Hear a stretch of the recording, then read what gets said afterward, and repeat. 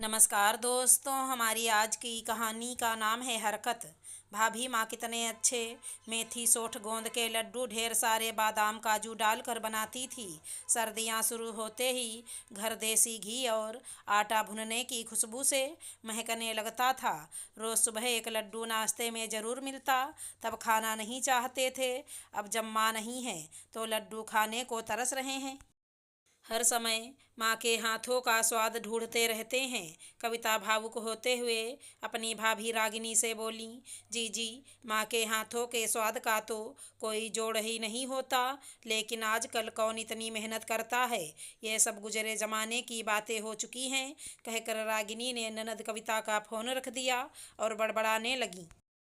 माँ को याद करने का तो बहाना है, सिर्फ मुझे सुना रही थी जिससे मैं उसकी मीठी मीठी बातों के झांसे में आ जाऊं और उसे बनाकर भेज दूं। लड्डू कोई मुफ्त में थोड़े ही बन जाते हैं, लागत लगती है। एक तो इतनी महंगाई, अब इतनी सर्दियों में कौन मेहनत करेगा। मुझसे तो ना होगी। उसी दिन कविता को उसकी भतीजी पारुल उसे खरीदारी करते हुए माल में मिल गई। दोनों बुआ भतीजी एक ही शहर में ब्याही थी, इसलिए अक्सर ही मार्केट में टकरा जाती। दोनों में प्यार भी बहुत था, क्योंकि कविता ने उसे अपने हाथों से पाला था। आज भी दोनों एक दूसरे को देखकर खुश हो गईं और चहक कर बातें करने लगीं।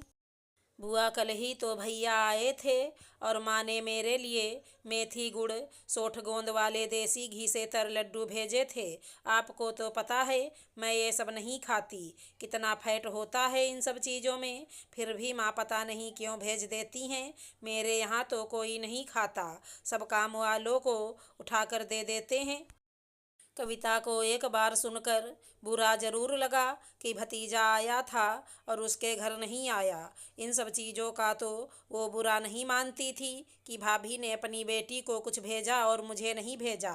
वो समझती थी कि मैं तो अब पुरानी हो गई हूँ, पारुल की शादी को तो अभी कुछ ही समय हुआ है। लेकिन भाभी को उससे झूठ बोलने की क्या ज़रूरत थी कि वो अब लड्डू नहीं बनाती।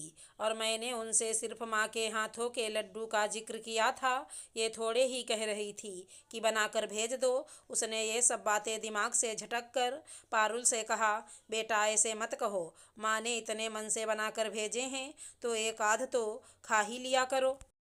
ये लड्डू तो सर्दियों में बड़े ही फायदेमंद होते हैं, कोई फैट नहीं बढ़ाते, बल्कि मेथी तो वज़न कम करती है और घुटनों वगैरह के दर्द में आराम भी देती है।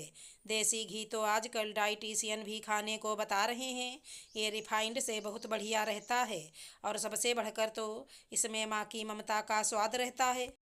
भाभी ने इतनी मेहनत से बनाकर भेजे हैं, इसलिए उनकी ममता का तिरस्कार मत करो। एक दिन बैठकर मेरी तरह माँ के हाथों के स्वाद के लिए तरसोगी कि काश कहीं से माँ के हाथों के लड्डू मिल जाएं खाने को, और तब माँ ही नहीं होंगी। कहते हुए कविता बड़ी ही खूबसूरती से अपने आंसू छुपाकर फीकी हंसी हंसते हुए बोली, बुआ, तो क्या कल भैया आपके घर नहीं आए थे और माँ ने आपको लड्डू भी नहीं भेजे? ये तो बड़ी ही गलत बात है।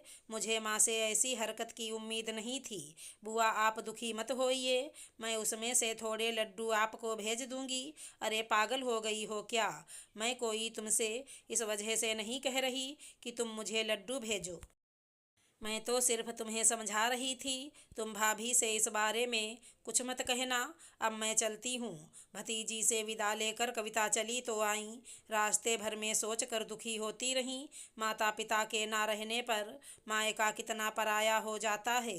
उधर पारुल ने घर पहुँचकर अपनी माँ को फ़ोन लगाया और बोली, माँ, मुझे आपसे ऐसी हरकत की उम्मीद नहीं थी।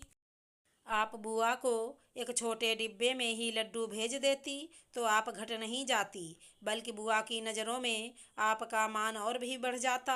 भाभी गर्भवती हैं, उनके अगर बेटी हुई तो आने वाले समय में मेरे साथ भी यही होगा जो आज आप बुआ के साथ कर रही हैं।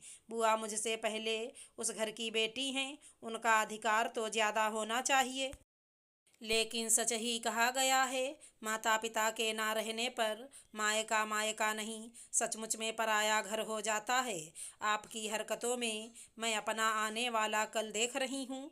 उसके लिए मैं अपने आप को अभी से तैयार कर लूँगी, जिससे कल को भाई भाभी की हरकतें मुझे बुरी ना लगें। कहते हुए पारुल रोने लगी। मुझसे सच में बहुत बड़ी गलती हो गई। आज तूने बहुत सही बात कही। आज जो मैं तुम्हारी बुआ के साथ कर रही हूँ, कल वहीं तुम्हारी भाभी तुम्हारे साथ करेंगी, क्योंकि कल अपनी बुआ की जगह तुम होगी। मैं आज ही जीजी से हाथ जोड़कर माफ़ी मांग लूँगी और आइंदा ऐसी हरकत कभी नहीं करूँगी। हाँ, अभी के अभी बुआ को फ़ोन लगाइए। जब मुझे इतना बुरा लग रहा है तो सोचिए बुआ को कितना बुरा लगेगा। रागिनी ने तुरंत फ़ोन लगाकर कविता से माफ़ी मांगी और कविता ने भी बड़ा दिल रखते हुए माफ़ कर दिया। अगर हमारी कहानी पसंद आई हो तो चैनल को लाइक शेयर सब्सक्राइब करें। राधे राधे दोस्तों।